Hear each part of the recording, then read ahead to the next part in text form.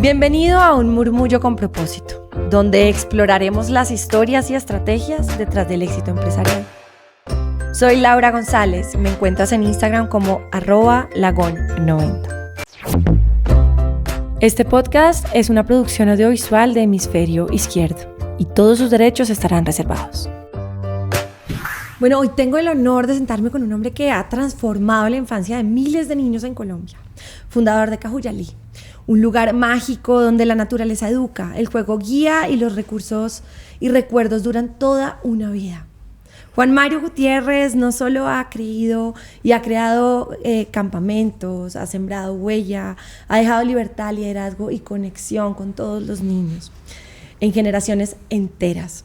Hoy viene a contarnos su historia y su nuevo sueño, Cajuyalí School. Hola, Juan. Hola, Laura, muchas gracias. Qué bueno tenerte acá, qué delicia poder contar esta historia que la había querido hace un montón de tiempo.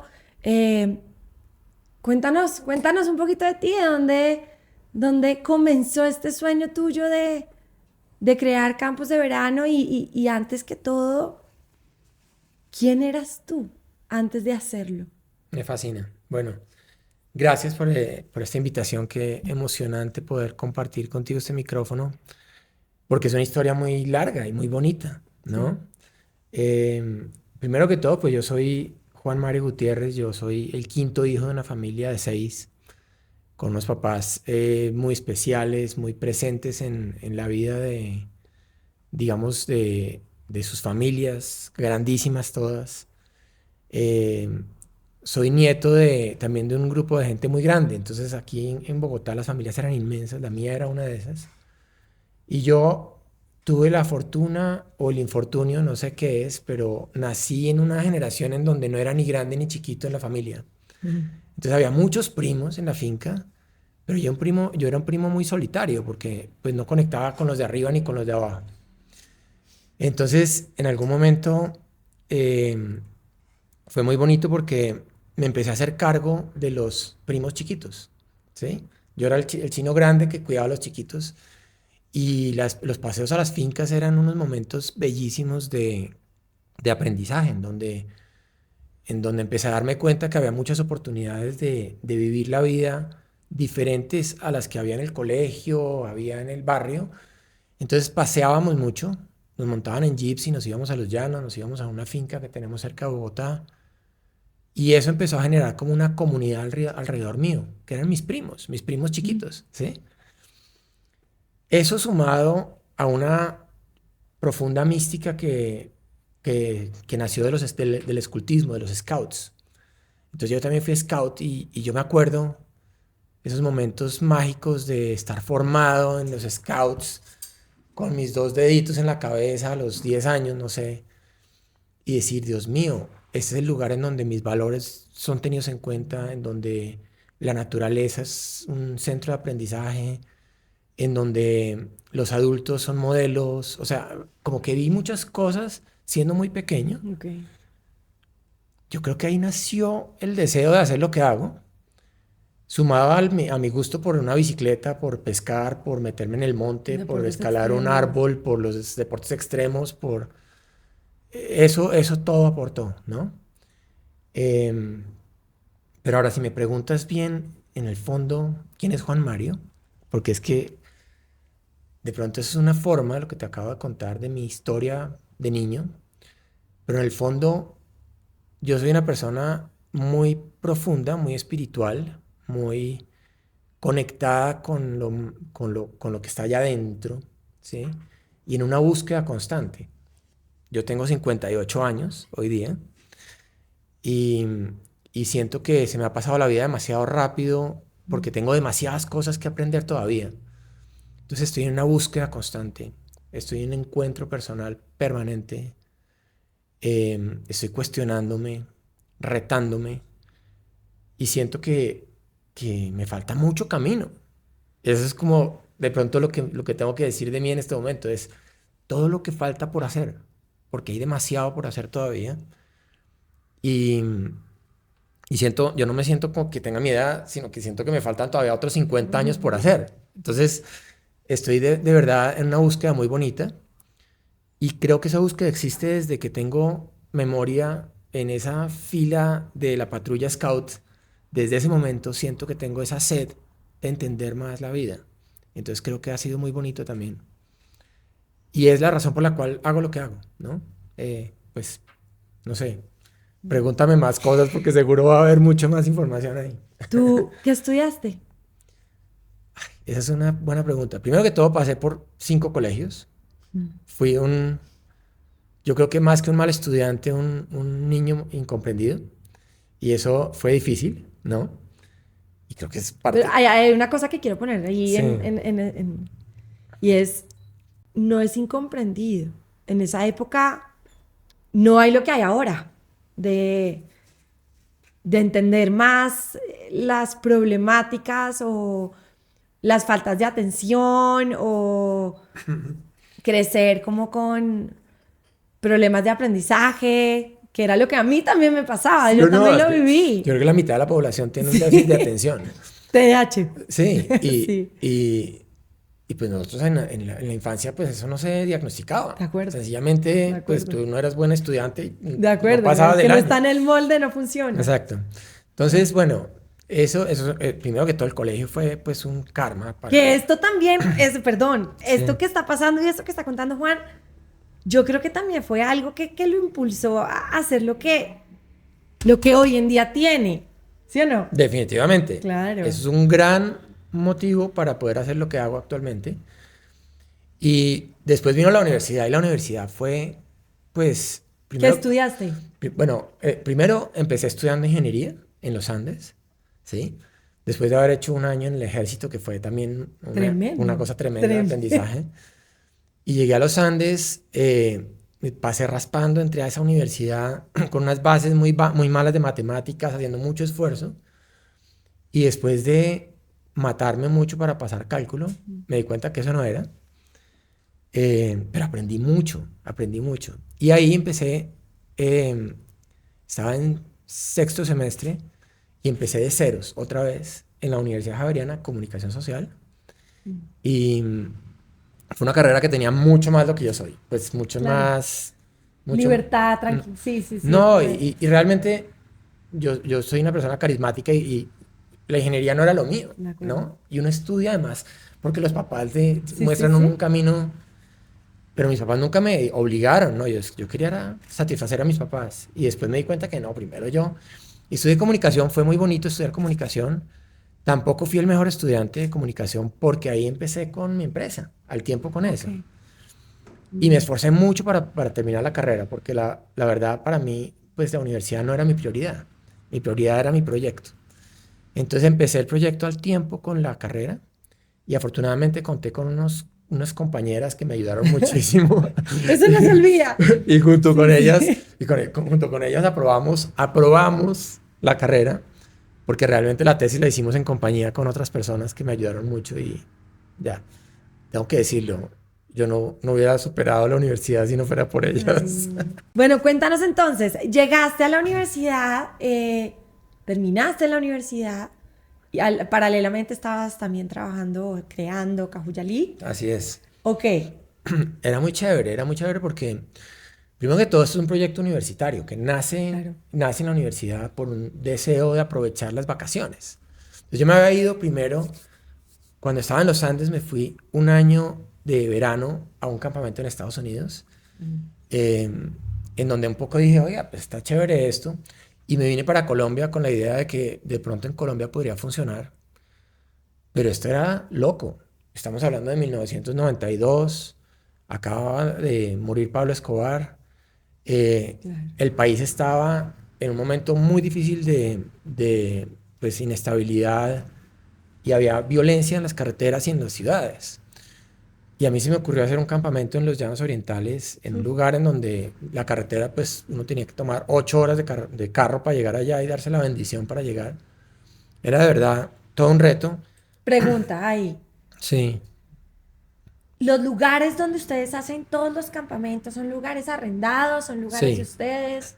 En esa época, precisamente, pues empezamos con lugares arrendados porque Claro. era la estrategia. Decíamos, ok, arrancamos aquí.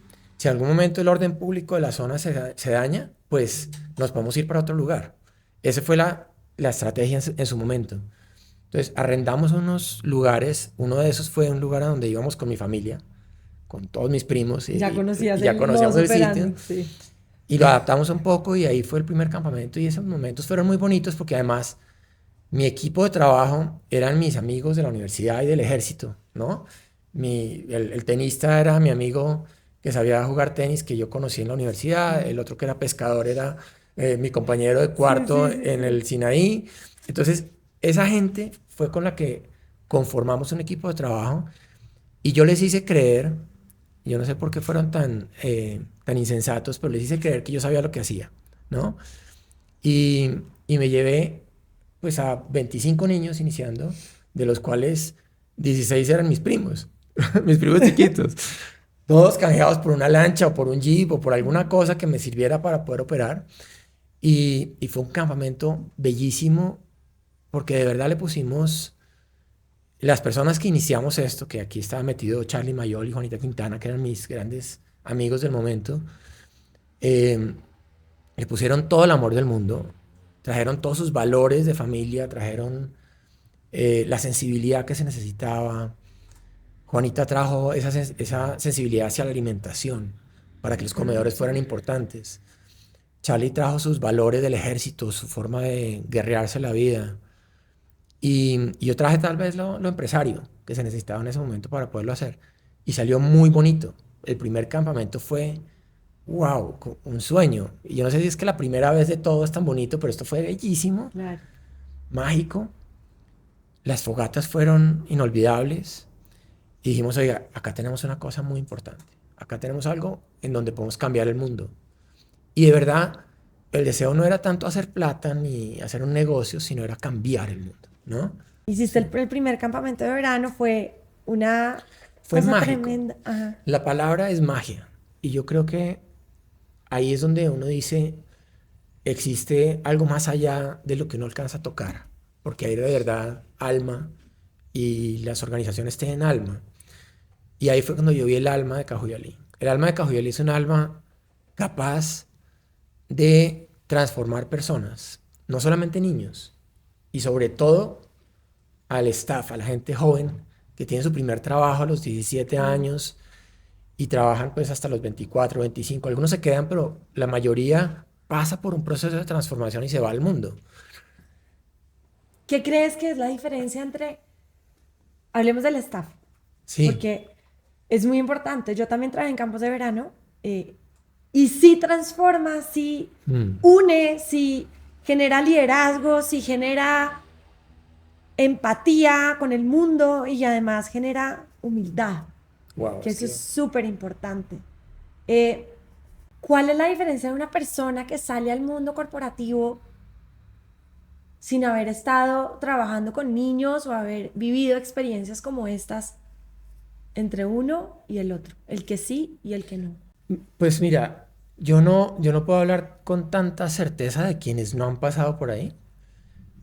Puedo hablar de quienes han pasado por ahí. Y yo siento que cuando uno tiene 17 años o 18 años y le entregan 4 muchachitos de 9 años a cargo, y uno tiene que ver porque ellos se alimenten, se quieran, se hablen bien, tengan una buena relación y además físicamente estén sanos, que no se les queme la piel, que Claro. no, etcétera. Me estoy haciendo cargo de seres humanos y es el primer trabajo que yo tengo. Muchas veces uno a los 18 años no ha trabajado, pues ha lavado un carro de un tío, pero no ha trabajado, Sí, ¿sí? sí, sí. Acá- Y gane plata. Exacto. Sí, Y sí. eso es un trabajo. Y además de hacer eso, tienes que diseñar el día, cómo va a ser el día. Entonces, a ti te asignan 1 o 2 días de la quincena en donde tienes que diseñar el contenido de fondo que va a tener ese día. Entonces, ok, va a ser el día del amor. Entonces, ¿cómo diseño el día del amor? ¿Y qué es el amor? Entonces empiezo a preguntar una cantidad de cosas que nunca me he preguntado y tengo que hacerme cargo todo el tiempo de cosas, de estar a tiempo allá, de no quedarme dormido durante una guardia. Entonces asumo una responsabilidad profunda y en esa edad tú tienes energía para estar 24/7. Eso es una cosa impresionante, ¿no? La energía es toda. Y además de eso viene la fiesta y además de eso me gusta la niñita que está en la piscina y tengo que conquistarla y no sé. Entonces, hay tantas cosas pasando en ese pequeño espacio de tiempo. Impresionante. Que se genera un liderazgo muy interesante en los chinos. Entonces aprenden a liderarse ellos mismos, a cuidar sus sensaciones, sentimientos, a conocerse, aprenden a conocer a otros, a relacionarse de manera efectiva y a ser modelo. Eso es otra cosa importantísima. Yo soy modelo de un grupo de niños. Que el niño quiere en algún momento ser como cancer, yo. sí. ¿Sí? Entonces yo tengo que tener unos comportamientos ejemplares durante un tiempo y todo eso tiene que pasar en un ambiente seguro. Dios mío, si tú no sacas herramientas de ahí para la vida, pues realmente es porque no estuviste presente. Sí. No estuviste presente. Entonces, acá se genera una cosa que es la atención, que la atención es el principal causa del aprendizaje, la atención. Cuando el chino está atento a lo que está pasando, está aprendiendo mucho. Esas personas desarrollan unas destrezas que si van año tras año, se vuelven cada vez más presentes en la vida y más adelante se vuelven excelentes padres de familia o madres de familia, excelentes empresarios, excelentes emprendedores. Acá tú estás emprendiendo todo el tiempo. Bueno, ¿cómo va a ser el día de hoy? Emprenda de ceros. Aprendes a sacrificar, a entregar. Entonces yo te puedo decir que la gente que tiene ese ADN de campo de verano, y no puedo decir solo Cajuyalí porque hay muchos campos de verano y muy buenos, pero esos que tienen ese ADN de haber estado en el staff han ido a la guerra y han regresado, ¿sí? Entonces tienen unos valores que les sirven para poder enfrentar lo que es el mundo corporativo.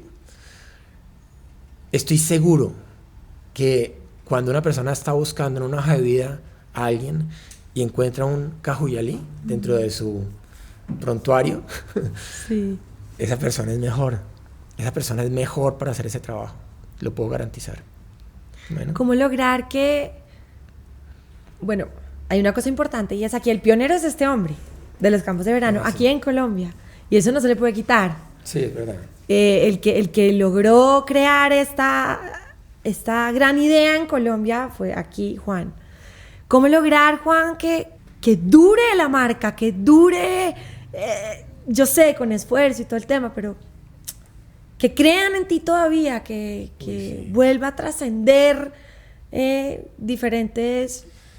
Pues hoy día me queda más fácil, porque afortunadamente ya están llegando los hijos de los que alguna vez fueron. Claro. ¿Sí? Entonces ya hay segundas y terceras generaciones empezando a hablar de Cajuyalí como su lugar mágico, el lugar en donde conectaron con la vida.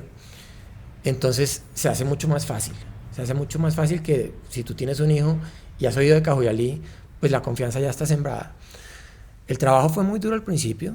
Era muy difícil que la gente nos soltara a los niños, porque estábamos además en Colombia en un momento muy difícil del país y teníamos que luchar no solamente con el miedo que tenemos las familias del orden público, sino con el miedo que tenemos las familias por la neurosis misma de la familia.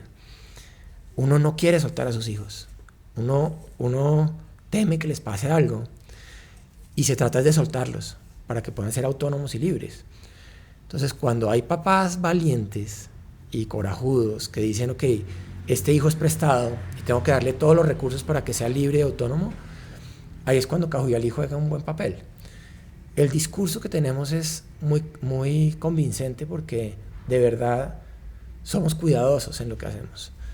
Entonces hemos tenido muy buenos resultados con casi todos los niños, puedo decir que con todos, pero obviamente siempre hay excepciones.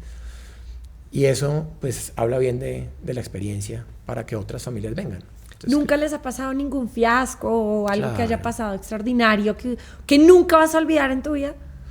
Han pasado muchas cosas, en un campo de verano pasa de todo y pues hay cosas que podemos controlar y cosas que no. Al principio, pues te tengo que decir, teníamos una estrellita que nos cuidaba. Divinos. Porque digo, cometimos muchos errores. Es que era una operación industrial con altísimos riesgos y con un deseo inmenso de que no pasara nada, pero realmente dejábamos muchas cosas sueltas, ¿sí? Y un ejemplo es montarse en una chiva. Una chiva es un bus de esos de Colombia y los niños querían ir en el techo, no querían ir adentro. Entonces, no, pues vayan para el techo, porque queríamos verlos felices, pero industrialmente eso era lo más riesgoso del mundo. ¿Cómo se le ocurrió a alguien hacer eso? Lo hacíamos en el pasado. Hoy en día eso no se nos pasa por la cabeza porque ya hay unos protocolos mucho más elaborados. Entonces, que si nos ha pasado cosas, claro, y podría recordar muchas, pero de las cosas importantes que nos han pasado es que estuvimos, por ejemplo, en un lugar con niños durante 15 días sin saber que en una casa que quedaba a 300 metros detrás del campamento en donde estábamos había un laboratorio de coca. No. Y nunca nos enteramos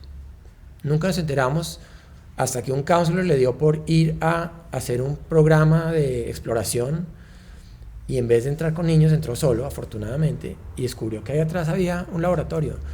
Claro, entonces llamamos a los dueños de la finca, oiga, hay un laboratorio de coca en su terreno. Ah, sí, eso no les pongan atención. Entonces ahí sí dijimos, Dios mío, estamos en un país peligroso. Y tuvimos que irnos del país. Tuvimos que irnos a operar a Ecuador. No. Y tuvimos que irnos a operar a Costa Rica y a Guatemala, a otros lugares en donde pues sentíamos que podíamos operar más tranquilos, ¿sí? Y después volvimos a Colombia y dejamos todo lo extranjero y nos volvimos a nuestro país porque dijimos... Ahí te pregunto, te hago un paréntesis, y es, ¿cómo fue esa experiencia de pensar que Cajuyalí en algún principio era conocer Colombia y mostrarle a los niños Colombia que muy raro que eso pase, que nosotros conozcamos Colombia? Sí. Te fuiste a otro lugar, conociste otros lugares, hiciste que los niños conocieran otro mundo que no era el propio. ¿Cómo te sentiste ahí? ¿Cómo fue esa experiencia? Pues, sabes que por un lado se sentía uno traicionando el deseo de cambiar el país, pero dijimos, el país en este momento necesita un break, necesita un espacio porque está viviendo mucha violencia. Nosotros estábamos en regiones como los Llanos, La Guajira, que eran zonas que tenían pues presencias de grupos armados, y dijimos, no podemos estar ahí con niños prestados, con niños, con tesoros de alguien. Tenemos que irnos a otro lugar, y nos fuimos a Ecuador, en ese primer instante Ecuador, y fue pues el sentimiento que debe tener mucho colombiano que vive afuera, que es vivir extraditado. Sí, extraditado. Entonces es querer ser colombiano y querer tener esa fibra colombiana, pero viviéndolo en casa prestada. Y entonces vivimos en unos lugares muy bonitos, tuvimos nuestras operaciones en Ecuador, en Costa Rica, fue espectacular. Y esto fue una temporada de 8 años viviendo en otros lugares, mientras que equilibrábamos otra vez nuestra operación en Colombia. Y volvimos en el 2003 a restablecernos aquí, con mucho patriotismo, pero el país todavía no estaba del todo listo, ¿no? Pero lo hicimos con mucho gusto de volver a Colombia. Es como pues volver a la casa. De acuerdo. Pero fue un momento difícil. Y además, todo esto implica temas financieros, ¿no? De estar perdiendo plata, estar arriesgando todo lo que hay. En esos momentos los que eran mis socios empezaron a decir, no, yo no sigo en esta vaina porque hasta aquí voy. Mamado, sí. Y pues yo seguí creyéndole al proyecto. No es que ellos no le creían mucho, pero pues estaban agotados. Pero yo no soy una persona que se agote. Entonces, por eso seguí, ¿no? ¿Cómo es encontrar trabajo en Cajuyalí como counselor? ¿Qué necesitan los niños para entrar a Cajuyalí a trabajar? Los jóvenes. Los jóvenes, bueno, hay 2 formas de entrar. Una es cuando tú cumples 17 años, has sido camper, o sea, has sido uno de los niños usuarios, y a los 17 años aplicas a un programa de liderazgo que se llama el Counselors in Training, el CIT Program. Y ahí entran a un programa que dura todo el verano para prepararse para ser counselors el siguiente año, ¿sí? Y aprenden de manejo de grupos, aprenden de procesos de desarrollo de actividades, primeros auxilios, cuerdas. Exacto, aprenden, digamos, lo que necesitan saber para poder ser counselors, pero además de eso aprenden a procesarse ellos, que eso es muy importante en un camp. Es aprender a manejarme a mí mismo, conocerme, saber cuáles son mis límites, qué me gusta, qué no, cómo aprendo, etc. Esa es una forma de entrar. La otra es tener más de 18 años y aplicar para entrar en el proceso de selección. Y ahí tú haces una hoja de vida que es creativa, se presenta, te hacen una entrevista, tenemos un equipo de selección pues muy profesional para el proceso. En esa entrevista te dicen si tienes las condiciones o no, y si pasas la entrevista entras a lo que se llama un Action Day, que es un fin de semana al que te vas a una de las sedes de Cajuyalí con todos los aplicantes a hacer una cantidad de actividades que duran todo el fin de semana y te están observando. Y lo que están observando en ti es si tienes las condiciones que se requieren para poder hacer parte del staff o las puedes desarrollar. Ya cuando te seleccionan, entra el proceso de entrenamiento, que dura 4 meses.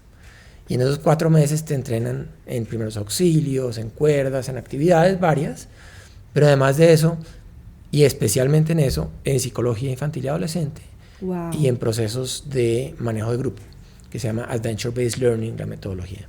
¿Sí? Entonces aprendes una cantidad de cosas, y con todo eso aprendido, llegas al camp y te das cuenta que aún no sabes nada, porque te llegan los niños, y eso es un estrés. Es Todo, que, claro. Claro. Y además trabajas 24/7.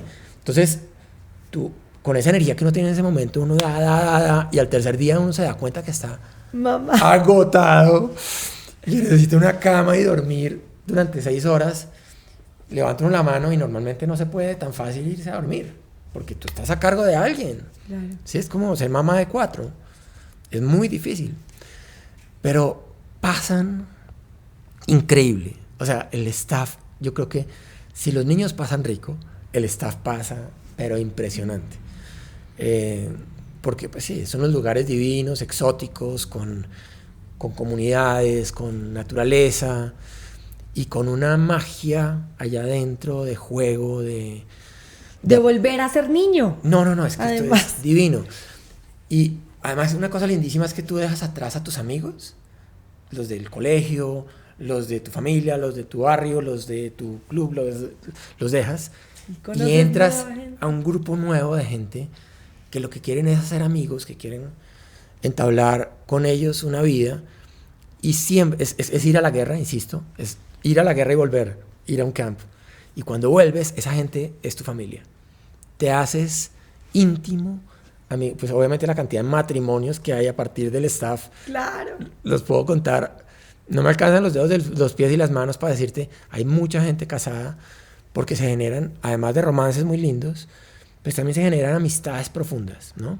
Entonces es muy especial la experiencia de ser Hay que counselor. hacer uno para adultos. Yo me apuntaría también. Hemos qué hecho cosas para delicia. adultos, sí, es muy chévere. Bueno, y Juan, ¿y tú tienes hijos? Tengo 2 propios y una ajena, sí. Somos 5 en la casa. Aluna y Vicente son mis hijos, 23 y 21. Se están graduando del CESA, de Administración de Empresas, de Administración de Herencias, como les digo yo. Y Sofía, que vive en Barcelona y está estudiando Visual Arts, artes visuales. Maravillosos, sí, claro. Bueno, Juan, cuéntanos un poquito también de este nuevo proyecto, que tengo muchas preguntas que hacerte respecto a él, y es el Cajuyalí School. ¿Cómo surgió y en qué momento surgió? Muy chévere. Mira, esto es, yo creo que la tesis de mi vida, te puedo decir. Porque yo dije, bueno, además de Cajuyalí hacer campamentos, también hace excursiones, hace las salidas pedagógicas de los colegios. De los colegios. Y entonces, en esas salidas pedagógicas y en los campamentos, uno empezaba a darse cuenta del poder que tiene la educación a campo abierto, que es, la naturaleza está llena de información. Entonces tú vas a un río y en el río entiendes que el agua fluye y el fluir del agua te genera unos aprendizajes para la vida. Y ahí puedes aprender física y matemáticas y una cantidad de cosas más, pero sobre todo puedes aprender lo importante que es fluir en la vida, ¿cierto? A partir del agua. Entonces dije, bueno, nació toda esta experiencia y en el 2005, 2004 empecé yo con la idea de que, oiga, esto tiene que volverse educación todo el año. Tenemos que lograr que los chinos que llegan con esa energía tan arriba de esa experiencia y vuelven otra vez a su casa y a su colegio y empiezan a perder ese poder que tenían, esa energía. esa energía. Sí. Y decía, ¿cómo hacemos para que esto perdure todo el año? Y hablándolo con muchas personas, dijimos, oiga, un colegio puede ser una buena idea. Entonces empecé a estudiar modelos de educación. Y hay un modelo que es el Adventure-Based Learning, o el aprendizaje a partir de la aventura, que es el que los campos de verano tenemos de primeras, por default. Entonces dije, bueno, vamos a estudiar esto a fondo, a ver cómo funciona. Y nos dimos cuenta que la experiencia escolar tiene muchos aprendizajes, pero uno de ellos, y muy fuerte, son las habilidades relacionales o las habilidades blandas. Y es cómo resuelvo problemas, o cómo hablo en público, o cómo saco adelante un proyecto y lo acabo. Esas habilidades que realmente se necesitan en la vida, que son mucho más importantes que las académicas, que son las otras. Las académicas, claro, yo tengo que aprender a leer, a escribir, las matemáticas, la historia es muy importante. Todo esto es muy importante, pero pesa mucho más las habilidades blandas. El día a día, claro, uno se pone a pensar y uno dice, bueno, hoy en día siendo adulta, ¿qué estoy haciendo que me haya enseñado el colegio? Exacto. Sí, leer, escribir. Sí, pero también hasta la universidad. Es que te digo, lo hablábamos hace un rato, los grandes empresarios no necesariamente son los que han tenido una universidad y un máster pues han hecho un doctorado para ser exitosos. Muchos de ellos son gente que se ha formado precisamente viviendo la vida, rompiéndose el lomo, entendiendo las dificultades que tiene la vida. De acuerdo. Y para mí, wow, eso es muy diciente. Entonces dije, yo tengo que cambiar la forma en que la gente está aprendiendo. Y mi experiencia personal en el colegio fue, pues, torpe. Yo viví mal el colegio. ¿Sí? Me pasó tenaz. Yo pasaba, pues, delicioso porque tenía amigos y jugaba fútbol y hacía todo lo que tocaba hacer, pero a la hora de la verdad, al momento de estudiar matemáticas, yo decía, Dios, qué difícil esta vaina. Entonces lo hacía porque me tocaba, pero no porque me gustara. Entonces descubrí sistemas de aprendizaje diferentes a los que habitualmente hay en los colegios. Descubrí que la educación tiene que ser personalizada, como son los pequeños cabins en un camp. 4 niños, un adulto. Esa experiencia personalizada hace que cada niño se sienta único y especial, que cada niño aprenda a la velocidad que pueda aprender. Entonces dije, tiene que ser personalizada, tiene que ser en campo abierto, tiene que ser que yo aprenda de los campesinos, porque yo llevo a la finca. Claro. Y con los campesinos de la finca yo aprendía mucho más que lo que aprendía en el colegio. Las vacas, el ordeño, la vaina, sí, claro. Y llegaba el lunes al colegio, llegaba a mi casa después del colegio a mis papás y decía, ¿por qué estamos aquí y no estamos en la finca?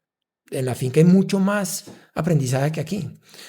Bueno, entonces, ¿cómo pasó de aquí a acá? Es que dije, hay que volverlo un colegio. Y empecé a estudiar formas de volverlo un colegio.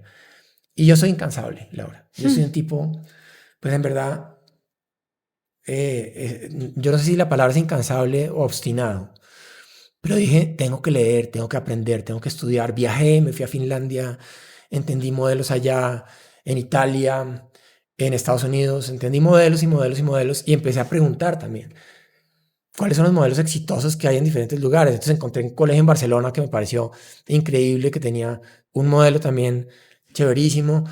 Me fui a Italia, encontré pues en Reggio Emilia cosas, me fui a Finlandia, encontré cosas del Phenomenon-Based Learning, que es un modelo de aprendizaje a partir de fenómenos. Entendí el modelo de Harvard, que también es un modelo de proyectos. Y con todos esos modelos dije, bueno, venga y construimos alguna cosa. Y empecé a escribir un modelo y aparecieron personas que me influenciaron positivamente también, que desde una novia que me votó y que me llenó de coraje y me hizo hacer cosas, hasta grandes educadores que mostraron su camino, no solamente desde la parte académica, sino también desde la parte del reto de hacer un colegio, porque un colegio no es fácil. Un colegio es un proyecto educativo, y que te lo acepte la Secretaría de Educación. Y es un proyecto financiero, es una empresa también, ¿sí? Entonces un colegio que tiene 40 estudiantes, pues no es rentable. Un colegio tiene que crecer. ¿Cómo crecer? Eso es difícil. Entonces, oiga a todas las personas alrededor pero siga con su obstinación. Ese es como mi mensaje. Sí. ¿Sí? Y oiga los mensajes. La vida te va dando mensajes todo el tiempo. Y gracias a que soy una persona muy profunda y muy espiritual, también he escuchado la intuición. Y la intuición me ha dicho, Juan Mario, está haciendo lo correcto. Es que si usted no cambia la sociedad desde la educación, no hay otra forma de hacerlo. Entonces, empecé con el colegio. Y empecé con un colegio maravilloso. Esta vaina ha sido sensacional. ¿Hoy en día tienes cuántos estudiantes? Hoy en día somos 42 estudiantes. Ok. Estamos terminando año, vamos a graduar a 8 ahorita. Ya están todos en la universidad inscritos. O sea, ha sido muy emocionante ver los resultados. Porque los que se están graduando sobre todo son esos que fueron los believers, los del principio, ¿sí? Que empezaron año tras año a estudiar con nosotros y llevan pues 4 o 5 años con nosotros pedaleando. Estos chinos tienen cada uno de ellos 7 viajes al año. Entonces ponle que si tú dicen ya llevan 4 años, pues es 4 por 7 viajes al año y han conocido el país profundamente. Entienden lo que es nuestra sociedad, entienden lo que es un campesino y los retos que tiene ese campesino. Han visto la pobreza, han visto la riqueza, han visto la riqueza de naturaleza que tiene nuestro país. Han viajado por diferentes destinos de los llanos, el Amazonas, la Orinoquía, toda la sabana de Bogotá, Boyacá, Santanderes. Y eso, pues Laura, viajando es que uno aprende. De acuerdo. ¿Sí? Viajando es que uno aprende. Entonces, a ver, son 7 viajes al año. Sí. Y los meses que no, y los días y las semanas que no viajan. Sí, es un ciclo. Entonces empiezan 5 días en el colegio, en donde plantean un proyecto de viaje. Con ese proyecto de viaje, un reto. Por ejemplo, vamos a ir a un pueblo cerca, en el margen del río Magdalena, cerca a Mompox, en un sitio que se llama Pansegüita. Creo que nadie ha oído hablar de Pansegüita. Es un pueblito así de grande, caliente como ninguno. Y tenían un problema de alimentación. Básicamente, toda la alimentación la tienen que traer o del río o de los pueblos que quedan río arriba. Entonces, hablando con el profesor, nos dijo, vea, sería chéverísimo que nuestros estudiantes de bachillerato en Pansegüita tengan algo productivo, que les genere ingresos, pero que además de eso nos permita tener pan en el pueblo, porque no tenemos pan. Entonces, los estudiantes de acá del colegio, montemos una panadería en Pansegüita. Y montar una panadería... ¿Cuánto duran los viajes? 7 días. No, 8 días en este caso. Depende si son en avión o no, porque hay unos que son por tierra. Pero bueno, este era en avión. Llegaron allá y lo que hicieron fue hacer un proyecto productivo para conseguir dinero aquí en Bogotá, para comprar el horno y lo necesario para poder hacer pan en Pansegüita. Y entonces estudiaron la panadería, cómo se hace una panadería. Pero entonces en la panadería tienen que aprender de enzimas, tienen que aprender de temperaturas, tienen que aprender de economía, porque tienen que hacer un negocio. Entonces aquí están las matemáticas, la física, está metida la biología, está metido en muchas cosas, además del proyecto social en sí, que es entender un pueblo sobre el río Magdalena, un pueblo de pescadores. Entonces se fueron para allá, llegaron a Pansegüita, con los niños de la escuela habían hecho un proyecto a través de un celular, hablando desde aquí hasta allá, y el proyecto consistía en montar la panadería. Desarrollaron las destrezas de panaderos para poder llegar allá a enseñarles cómo hacer pan. Y llevaron todos los insumos desde los diferentes pueblos cercanos a Pansegüita y montaron una panadería junto con los niños del pueblo. Esto durmiendo en la escuela del pueblo, en hamacas, en un calor que No. Esto era, los mosquitos y el calor que había en el lugar no eran suficientes. Pero ese proyecto les enseñó muchas cosas tanto a los niños de allá como a los de acá. Entonces es una forma de aprender. Entonces después de esos 5 días se van de viaje 8 días, ¿cierto? Y después vuelven acá, tienen un tiempo de descanso después del viaje. Hoy es día de descanso, por eso no hay nadie. Y después tienen 7 días para bajar la información. Y es como hacer downloading de todo lo aprendido. Entonces los profesores cogen toda esa información, anotada en unas bitácoras y lo vuelven contenido, lo vuelven sabiduría. Y después vienen 5 días de evaluación. Entonces eso es un ciclo. ¿Y las evaluaciones? La evaluación son proyectos. Nosotros no hacemos exámenes, no hacemos test. considero que eso es práctico para algunos niños. Lo que nosotros hacemos son proyectos que tienen que presentar. Entonces, esto es un reto y el reto tiene un resultado. Ese resultado tiene que dar unas calificaciones de conocimiento. Entonces, los estudiantes en el proceso van desarrollando el conocimiento y al final son evaluados por el proceso, no por el resultado. Entonces, esa es la gran diferencia que hay con la educación tradicional. No hay exámenes que lo que evalúan es el resultado. ¿El inglés? Todo el tiempo encima. Inglés Ah. tienen todo el tiempo. Bueno, en los viajes no hablamos inglés porque nos desconectaríamos de las comunidades, pero aquí en el aula es en inglés. ¿Y cuánto tiempo duraron los que se van a acabar de graduar? 4 años. 4 años. ¿Y sí. esos 4 años? Pues viajaron por todos lados. Estos niños estuvieron en otros colegios, me imagino, antes de... Claro, porque nosotros empezamos con bachillerato, ¿no? ¿Bachilleratos de qué años? De sexto en adelante. Okay. Entonces todos los niños que llegaron venían de otros colegios o venían también de la pospandemia, porque Claro. venían de estar encerrados en sus casas o venían de homeschooling, etc. Este año estamos abriendo primaria, entonces ya esperamos es que los niños vengan ya de preescolar directamente al colegio y pues O empiecen sea, a tipo ganar de 7 años. 6 años. Sí. De 6 años De para 6 en arriba. adelante. ¿Cómo qué target crees tú que es este mundo de Cajuyali School? Sí, no es para todos los niños y hay que... ahorita está muy de moda satanizar los colegios tradicionales y eso no está bien porque un colegio tradicional está muy bien para ciertos niños. Entonces, hay otros niños que necesitan otra forma de aprender. Y esos que necesitan otra forma de aprender, esto les funciona muy bien, que es niños que necesitan, por ejemplo, estos que tienen problemas de atención. Es muy común que en un lugar como esto conecten muy bien porque aquí es experiencial todo el tiempo. Entonces, la experiencia les permite aprender más fácilmente. Niños que quieran aprender a viajar, que los hay. De hecho, el chino que tiene el espíritu y el carisma del viaje y del grupo y la cosa, van a encontrar muchas cosas. Niños y niñas que estén teniendo problemas de convivencia en sus colegios, muchas veces depende de un viaje, poderme conocer y poder entender mis habilidades para poderme relacionar, porque los viajes me ayudan mucho. Me sacan del entorno de la casa, de la familia, me sacan de mi papá y mi mamá. Entonces, la neurosis familiar muchas veces es la que alimenta esos problemas de convivencia escolar. A veces sacarlo del entorno familia por 8 días genera una cantidad de ganancia en los chinos. ¿Qué más?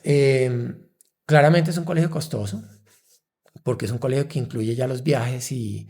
¿Cuánto cuesta el mes? El mes. ¿El semestre o es por... Sí, es por semestre o es por mes? Es por mes. Por mes, sí. Digamos que es un colegio que al año te puede costar algo así como 60 millones de pesos con viajes y todo. Pero no tiene bono, ni uniforme. Y tiene unas cosas muy que contrarrestan lo que es un colegio tradicional, en donde tú estás pagando más o menos unos 40, 50 millones de pesos por el año. ¿Sí? Entonces, es un colegio costoso, pero con una ganancia inmensa detrás del aprendizaje. Eso es lo que pasa. Bueno, Juan, ¿y cómo viajan ustedes? Pues mira, en este momento el colegio viaja todo junto. O sea, todos los niños que están entre sexto y 11 grados se van todos al mismo viaje. Cuando el colegio crezca más, pues nos va a tocar partirlos. Pero en este momento están viajando juntos y eso tiene una cantidad de cosas a favor. ¿Cómo juntas a los grandes con los chiquitos? Eso Bueno, esa es una preocupación que tienen familias. Porque dicen, no, es que los grandes les van a enseñar todas las mañas de grandes a los chiquitos. Pero también le enseñan cosas buenas.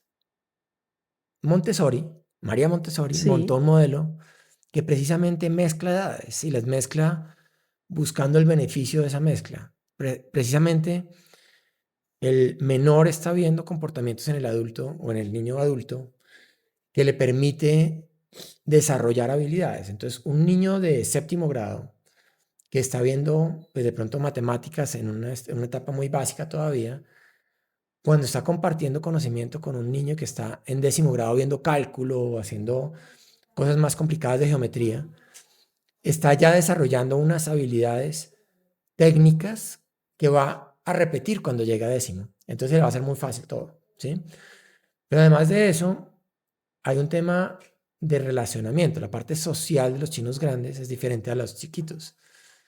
Los chiquitos van ganando habilidades sociales a partir de las cosas que ven de los grandes, de los errores que cometen y de las cosas positivas que hacen. Entonces no es tan malo mezclarlos. Por eso hay familias de todas las edades. Pues por lo menos yo tenía hermanos grandes y de ellos aprendí cosas muy De acuerdo, buenas, ¿cierto? de acuerdo. Y me cuidaron y me enseñaron y me guiaron. Entonces ¿Cómo siento, lograr también sí, que ese tema que tienen ustedes como místico dentro de Cajuyalí? Porque no es solamente campos de verano, sí, colegios, sí. porque yo sé qué significa eso, yo lo viví. Y uno también genera en que los chiquitos no le vayan a contar a los grandes pues, el tema de Papá Noel y estas cosas que pues Pues mira, muchos papás dirán, Dios, no, es una culera y todo, sí, pero no, pero una cosa es primaria, otra cosa es bachillerato, ¿no? Y claramente la experiencia de primaria tiene que diferenciarse de la bachillerato en los viajes. claro, Tiene que diferenciarse. claro, Nosotros a los niños chiquitos, pues no los vamos a llevar a viajes de 7 días y de 8 acuerdo. días. Es que un niño de 7 años no está listo para eso. Las salidas de primaria son cortas, son de una noche, la que más es de 2 noches. 3 pues. Sí, pero, y son aparte de los de bachillerato. Están viviendo cosas diferentes. Pero el caso es que yo no le tengo miedo a mezclarlos. Todo lo contrario, creo que va a ser súper lindo la experiencia de mezclar grandes con chiquitos. Va a haber un apadrinamiento muy bonito. Em, yo le veo solo ganancias a esa experiencia. Y bueno, sobra decirlo, esto es para valientes. Esto es para familias valientes. No lo voy a negar. Familias, yo le decía a alguien hace poquito, es que lo que le demos a los niños, se lo estamos dando a la sociedad. Si nosotros en este momento no le ofrecemos a esos niños una educación diferente, vamos a tener lo mismo. O sea, tú y yo, cuando tengamos ya 80 años, vamos a ver la sociedad igualita como está hoy en día si no le damos un vuelco a la educación. Lo que pasó en Finlandia.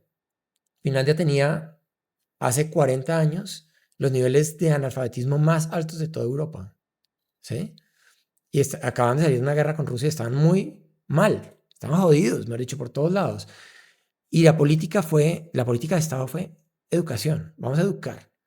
¿Y qué hicieron? Le dieron todo el vuelco a la educación. Mandaron gente a estudiar Harvard, trajeron modelos de Harvard, trajeron modelos de todas partes del mundo y montaron una educación en donde hoy en día un profesor de preescolar en Finlandia tiene el mismo estatus que un abogado con Wow. 3 máster. O sea, realmente es gente 1A. La educación se centralizó desde el Estado de una manera muy profesional y hoy en día tú podrías estudiar en un colegio en el norte o en el sur de Bogotá y sería el mismo colegio, porque toda la educación es de calidad. Entonces, yo digo, no pueden seguir educando como estamos educando, Laura. O nos No, vamos de a, acuerdo. a ver volcados a que vamos a obtener lo No, no, yo mismo. creo que esto en un futuro, esto va a cambiar completamente.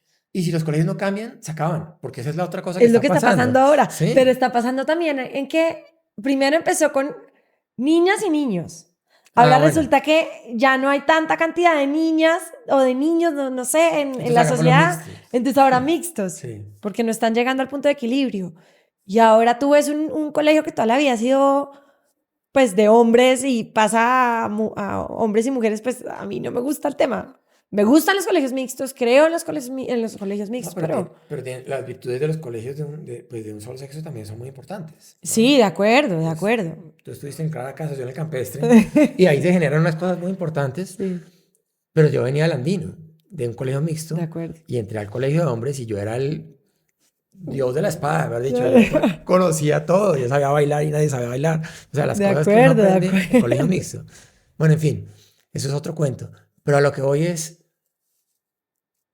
creo firmemente en que estamos haciendo una cosa muy valiosa aquí, Laura, y que, y que se necesitan papás valientes. Y uno dice, "Güey, pucha, es que es apostar con mis hijos, ¿no? Con mi ser más preciado, mi hijo. Yo quiero que la educación de mis hijos esté garantizada y que sean exitosos como yo lo he sido. ¿Por qué Eh, tus hijos no agarraron ese legado? no lo han agarrado, pues están todavía muy jóvenes para hacerlo, pero mis hijos, pues no existía Cafetería School cuando estaban en el colegio, ¿no? Si no, seguramente estarían aquí. Pero les fascina. Ellos son counselors y están metidos en el día a día del camp y toda la vaina. Les fascina. Entonces, ¿Qué huella quisieras dejar dentro de esta educación que en algún momento de la vida va a llegar a ser y va a llegar a ser exitoso? pues mira, yo podría poner una palabra en las personas que estoy tocando y es en la generación de la autonomía. Es volver chinos autónomos, libres, que salgan a la sociedad con capacidad de toma de decisiones, con capacidad de liderazgo, con conciencia. Nosotros hablamos de varios valores aquí y yo creo que uno de ellos es la responsabilidad frente al aprendizaje. Queremos formar estudiantes que autónomamente quieran querer aprender. ¿Sí? Y eso no es fácil de encontrar. Yo en el colegio no quise aprender. Yo en el colegio estaba porque me tocaba. Lo que estoy haciendo es enseñándoles a querer aprender. Y eso es un legado importante que genera autonomía. ¿Sí? Y ser autónomos hoy en día es muy difícil. Es que somos dependientes de un celular, somos dependientes. De acuerdo, increíble. Sí, esta semana pues, sacamos un artículo en el periódico, en Portafolio, que habla de la generación. Esta es la primera generación en la historia que está aprendiendo más despacio que su generación anterior. Ah, sí. O sea, estamos en una problemática gravísima. Es que nuestros niños, que es la generación alfa actualmente, que nacieron con un celular extendido en la mano, tienen el cerebro apagado. No están aprendiendo, no tienen deseo de aprender, porque están cómodos aprendiendo. Todo les llega. De acuerdo, muy ¿Sí? fácil, sí. Entonces, eso hay que cambiarlo. Y creo que los viajes nos permiten cambiar eso. Es la razón por la cual quiero dejar ese legado. Chinos autónomos, con ganas de aprender. Te voy a hacer unas preguntas cortas y personales y vas a Dale. responder rápido. ¿Mañana o noche? Uy, mañana. Mentira. Un lugar que siempre te inspira. Un lugar que se llama La Esperanza, que es la finca de mi familia. ¿Sí? Sí. ¿Película favorita de la infancia? Tarzán. Tu plan perfecto. Lo amé. ¿Sí? Se siente un Tarzán. Sí, sí. Divino. ¿Perdón? Tu plan perfecto un domingo. Deporte y familia. ¿Qué deporte? Me gusta el kite, las bicicletas. No he hecho lo que puedo hacer, pero monto en moto, bicicletas, kite, Comida que no te puede faltar. el arroz. Sí. Un animal con el que te identificas. Un perro. Mi perro. ¿Montaña o playa? Playa. Una canción que te suba el ánimo. O un grupo. Me gusta mucho Doors. The Doors. ¿Qué hacías de niño que todavía haces hoy? Escalar árboles. Me gusta escalar árboles. Un talento oculto que poca gente sepa. Leo el tarot. ¿Sí?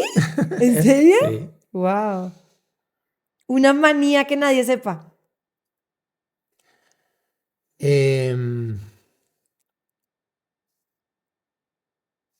Los chocolates. Escondo chocolates. ¿Sí? Algo que no soportas. La traición. Sí. Tu lugar feliz en el mundo. Pero lugar feliz, es que hay muchos lugares felices para mí, pero lugar feliz podría ser un árbol. Un árbol es un lugar feliz para mí. 3 palabras que te definan. Arrogante.